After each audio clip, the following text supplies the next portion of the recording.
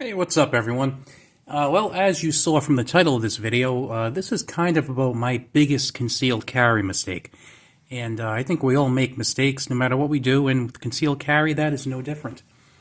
And I kind of always knew I made this mistake, but it really hit home recently.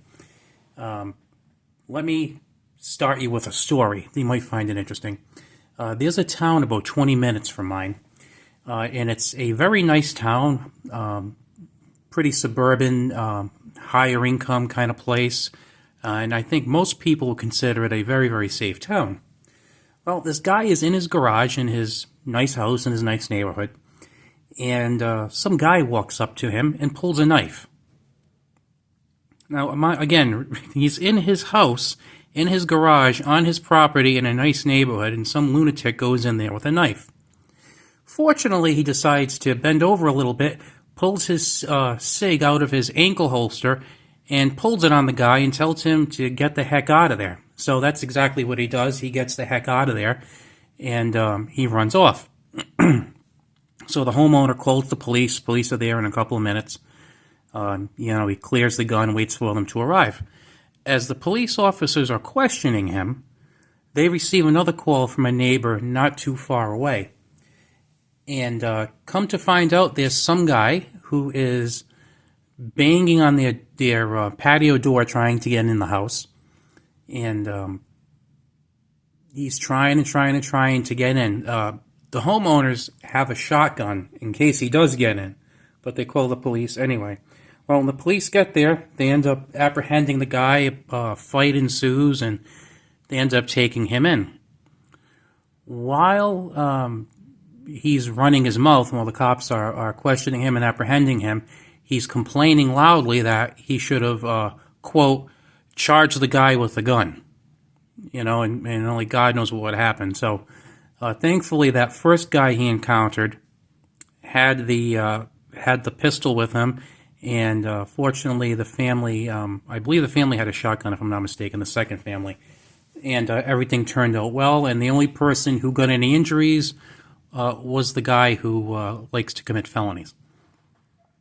So this made me think, because I think I'm pretty good with situational awareness. I always keep an eye on what's going on around me. When I go out, I typically have a firearm.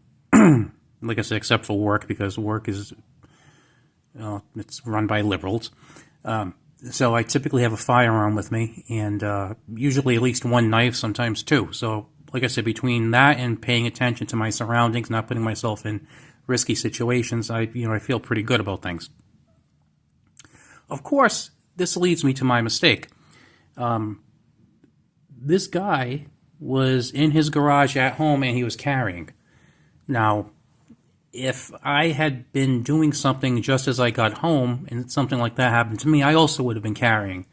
But if it happened a little while after I got home, I probably would not have.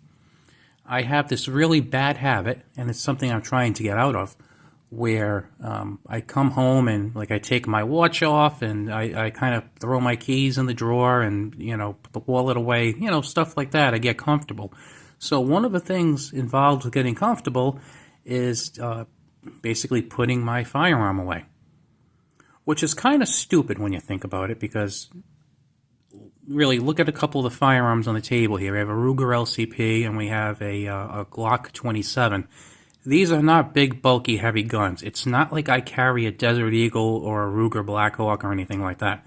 They're very small, manageable, lightweight guns. And to be honest with you, let's say I just could not handle the immense weight of this humongous LCP.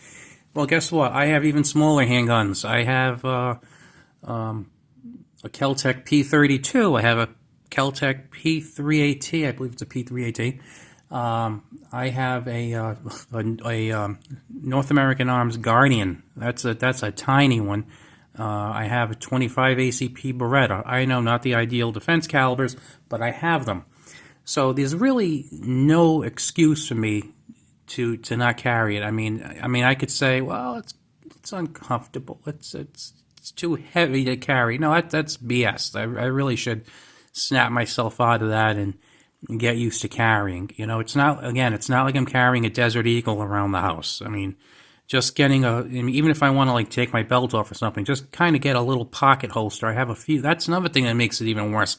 I have those little Uncle Mike's pocket holsters, which I'm not a big fan of Uncle Mike's holsters. Not impressed with them at all, but I do like the pocket holsters Uncle Mike's makes. I've used them quite a bit, and I find them to be durable and functional. This is not a commercial. Anyway, so I mean, there's really no excuse why I can't get a small pistol like this, maybe something even smaller, and just put that in a pocket. So this way I'm at home and I'm comfortable, but I'm also prepared for something, because it's kind of crazy. I mean, you think about it. I mean, you're at home, and it's your house. It's the place where you need to feel comfortable. It's the place where your loved ones are. It's the place where your worldly possessions are. And you want to make sure it's taken care of. Now, again, if somebody, like in that second example where the people heard banging on the door, if someone was banging on the door in a matter of seconds, trying to, get in because they were up to no good, not just a knock, obviously, but somebody trying to smash the door in seconds, my wife would be calling the police, and I would have a firearm ready if needed. But the thing is, if I'm in my garage and someone were just to walk in on the spur of the moment, I'm not prepared. And that kind of made me think that, I need to kind of switch things like that up so that I actually am prepared. And even in situations where somebody might have, come to the back door, like that second issue, it's good to have that pistol as the backup and have the, whatever the primary weapon would be in that situation. And that also made me think of another situation that was kind of similar. Where I lived, there was this guy. This was a really crazy one. There was this guy who lived in a fairly rural area of the state where I live, maybe about 40 minutes from me, 45 minutes. And again, this guy was just in his garage puttering around. He was an older guy, just puttering around in his garage, and somebody who worked at a local university just kind of had some break with reality. Like, it wasn't a criminal who was trying to steal or, up to no good. It was this guy who was just absolutely crazy, and he just went in there and he killed this older gentleman.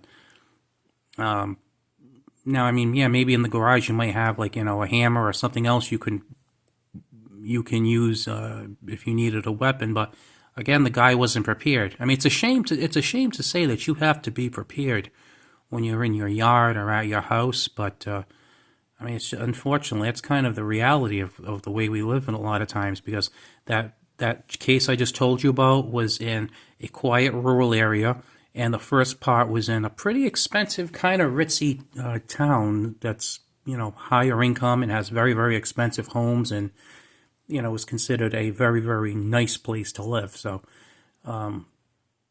kind of makes you think and makes you want to reappraise the way you do things. So just wanted to share that with you. I don't know if any of you are also the same way, like you kind of get home and you kind of decompress and you just want to kind of get comfortable and kick off your shoes. But like I said, that's kind of something I do, but I think I kind of decompress and kick off my shoes a little too much. Maybe I should leave the shoes off, but keep the pocket holster in the pants, So just a little bit to share. By the way, some of you might not have heard from me for a little while. I'm a creature of habit, so for a little while I was sick, so I really wasn't in the mood to make videos for at least a few weeks. I was kind of not too good. Then I just wasn't in the habit, because I need to get in the habit to do this stuff. But hopefully I'm back in the swing of things, and you'll be seeing me a little more regularly. So have a good one, guys. If you like this video, please click the thumbs up so I know it's the kind of thing you like. I appreciate it. Talk to you later.